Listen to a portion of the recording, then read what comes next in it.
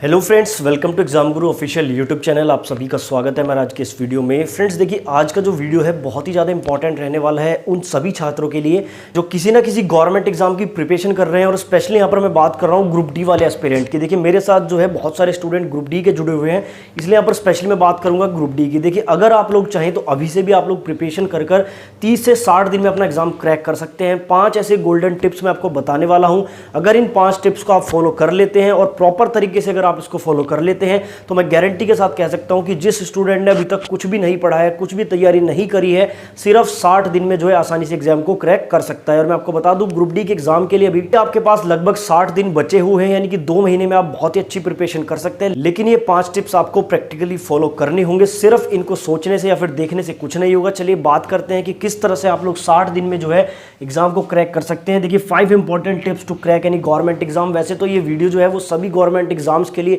Applicable होता है, लेकिन यहाँ पर स्पेशली बात कर रहा हूँ ग्रुप डी की। देखिए ग्रुप डी के बहुत सारे स्टूडेंट हैं जिन्होंने या तो अभी तक कुछ भी नहीं पढ़ा है या फिर जो पढ़ चुके हैं लेकिन अपनी तैयारी बीच में छोड़ने के कारण उनकी प्रिपरेशन लूज हो चुकी है। अब देखिए 5 टिप्स मैं आपको देने वाला हूँ। जो सबसे पहला यहाँ पर टिप्स रहने वाला है सिलेबस एनालिसिस। अब देखिए किसी भी गवर्नमेंट एग्जाम की तैयारी करने से पहले यहाँ पर आपको सिलेबस का एनालिसिस करना बहुत ही जरूरी है। देखिए होता क्या है, कई बार स्टूडेंट क्या करता है, किसी टीचर के पास वो जाता है, यानी कि ऑफलाइन क्लासेस लेता है या फिर किसी यूट्यूब चैनल से वो पढ़ना स्टार्ट कर देता है। अब जो चैनल वाला उसको पढ़ा रहा है वो उसी को पढ़ना स्टार्ट कर देता है, जबकि उस चैनल पर जो कंटेंट है वो आपके एग्जाम से रिलेटेड नहीं है। कई बार होता क्या है, मैंने बहुत सारी वीडियोज़ देखी हैं, ग्रुप डी के लिए स्पेशल वीडियोज़ बना रहे हैं लेकिन वो उसमें यूपीएससी तक के लेवल का पढ़ा रहे हैं, तो वहाँ पर उसकी आवश्यकता नहीं है।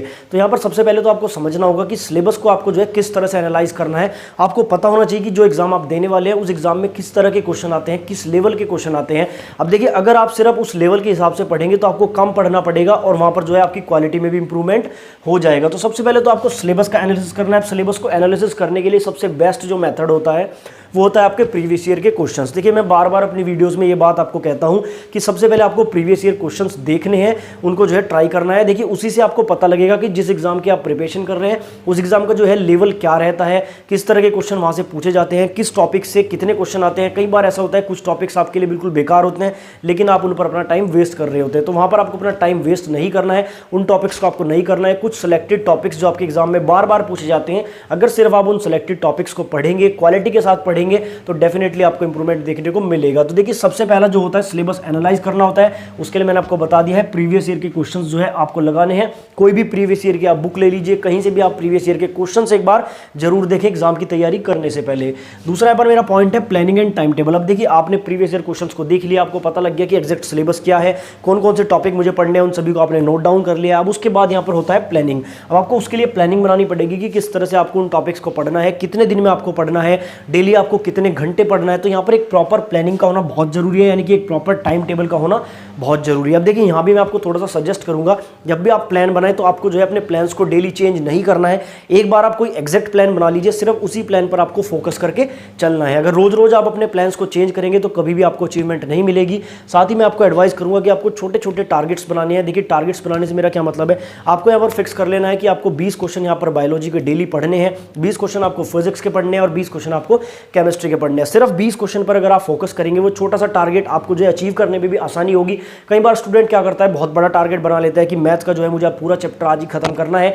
वो पूरा चैप्टर उसका खत्म नहीं होता है। जब पूरा चैप्टर खत्म नहीं होता है तो प्लानिंग में यहाँ पर डिस्टर्बेंस आती है, नेक्स्ट डे का जो उसका शेड्यूल है वो यहाँ पर बिगड़ जाता है, साथ ही उसका मोरल थोड़ा सा डाउन हो जाता है, स्टूडेंट डिमोटिवेट हो जाता है कि मैं प्रॉपर पढ़ाई नहीं कर पा रहा हूँ। तो आपको छोटे छोटे टारगेट्स बनाने हैं, आपको फिक्स कर लेना है कि डेली मुझे 20 क्वेश्चन मैथ्स के करने हैं, 20 क्वेश्चन रीजनिंग के करने हैं, 60 क्वेश्चन मुझे साइंस के करने हैं, 20 क्वेश्चन मुझे करंट अफेयर के करने हैं। तो छोटे छोटे टारगेट्स पर आपको फोकस करना है। अगर आप ऐसा करते हैं तो डेफिनेटली 60 दिन में आप ग्रुप डी का एग्जाम यहाँ पर क्लियर कर सकते हैं। तीसरा यहाँ पर जो मेरा टिप है वो है focus on quality not quantity. देखिए सबसे ज्यादा इंपॉर्टेंट स्टूडेंट के लिए यही रहता है कि आप लोग क्वालिटी पर फोकस नहीं करते हैं, क्वांटिटी पर फोकस करते हैं।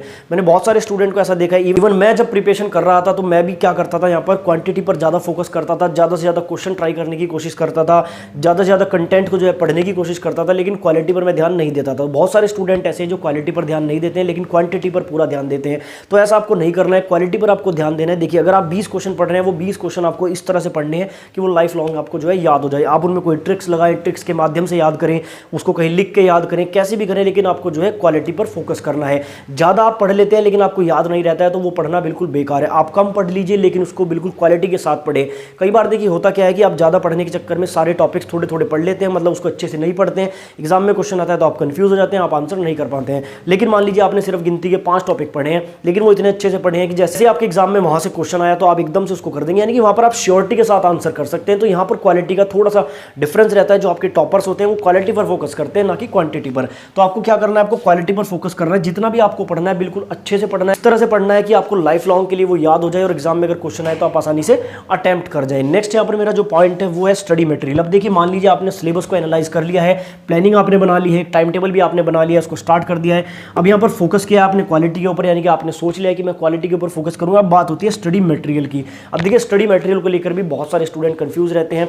बहुत सारे यूट्यूब चैनल है, कभी वो इस चैनल पर जाकर पढ़ाई करता है, कभी उस चैनल पर जाकर पढ़ाई करता है। आज यहाँ पर जो है अरिहंत की बुक ले ली, कल उसने जाकर जो एसपीडी की बुक ले ली। तो डेली आप लोग बुक्स भी चेंज करते हैं, तो ऐसा आपको नहीं करना है। देखिए आप चाहे ऑनलाइन पढ़ रहे हैं चाहे ऑफलाइन पढ़ रहे हैं, अगर आप ऑफलाइन पढ़ रहे हैं तो आपको एक बुक यहाँ पर सेलेक्ट करनी है हर सब्जेक्ट की। अगर मैथ्स की आप आर.एस. अग्रवाल पढ़ रहे हैं तो आर.एस. अग्रवाल से आपको पढ़ना है। देखिए बुक्स को चेंज करने से कुछ नहीं होता है। अगर आप एक ही बुक को जो है 10 बार पढ़ लेते हैं तो वो ज़्यादा बेटर होता है कि 10 बुक करने से। तो आपको 10 बुक यहाँ पर नहीं करनी है, एक बुक लेकर उसी को 10 बार करना है, तभी आपको बेनिफिट मिलेगा। अगर आप किसी यूट्यूब चैनल से पढ़ते हैं तो अलग अलग वीडियोस पर आपको नहीं जाना है। आज आप इस चैनल पर चले गए, कल उस चैनल पर चले गए, किसी भी एक यूट्यूब चैनल को आप फॉलो करें। देखिए सभी का पढ़ाने का तरीका थोड़ा सा अलग होता है। किसी एक टीचर का कंसेप्ट अगर आप पढ़ रहे हैं तो उसी से पढ़े, उसी की वीडियो को अगर आप 2 बार देखेंगे, 4 बार देखेंगे तो आपके कंसेप्ट क्लियर हो जाएंगे। कई बार स्टूडेंट क्या करते हैं, जैसे एक वीडियो देख ली, वहां पर कुछ समझ नहीं आया, तो टॉपिक जाकर दूसरी वीडियो में देख लेंगे तो वहां पर जो है डिस्ट्रैक्ट हो जाते हैं। तो डिस्ट्रैक्ट आपको नहीं होना है, एक ही टीचर से आपको पढ़ना है। और लास्ट यहाँ पर पॉइंट है मॉक टेस्ट। देखिए अगर आप ये सारे काम कर लेते हैं, आपने सिलेबस को भी एनालाइज कर लिया, प्लानिंग बना ली, क्वालिटी पर भी आप फोकस कर रहे हैं, स्टडी मटेरियल भी आपको मिल गया, आपने पढ़ना भी स्टार्ट कर दिया है प्रॉपर शेड्यूल के साथ,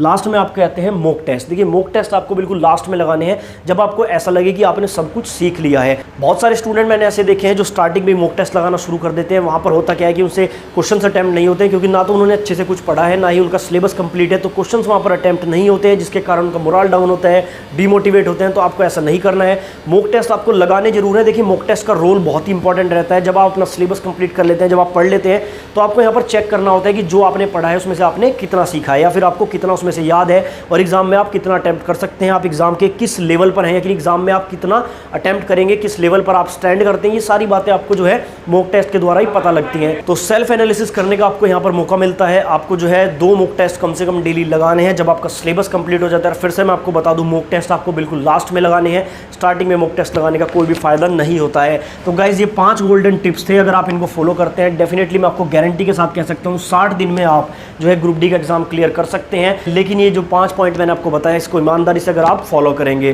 तो गाइज ये थे मेरे आज के 5 गोल्डन टिप्स। उम्मीद करता हूँ ये वीडियो आप लोगों के लिए कहीं ना कहीं हेल्पफुल रहा होगा। अगर ऐसी वीडियोस आप देखना चाहते हैं तो आप हमारे चैनल को थोड़ा सा सपोर्ट करें, चैनल को सब्सक्राइब करें।